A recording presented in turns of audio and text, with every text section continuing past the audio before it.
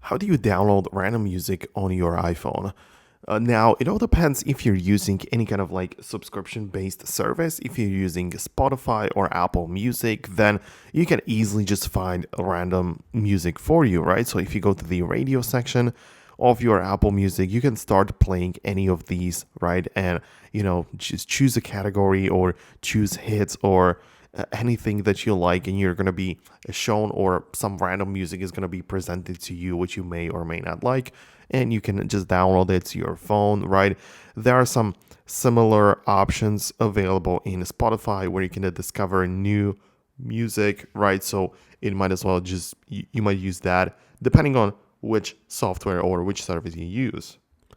But even if you don't pay any music subscription for Spotify nor Apple Music, you can still find and listen to some very interesting content. For example, in the SoundCloud, you can also notice many different songs. It's like an app for the artists which just want to get it discovered, and they put out their songs somewhere, and a SoundCloud is usually the case, so you can discover your favorite or some kind of artist which you might like, in the station. So you're going to play and you're going to be discovered or like exposed to new music or genre, or do whatever you want. But this is another solution.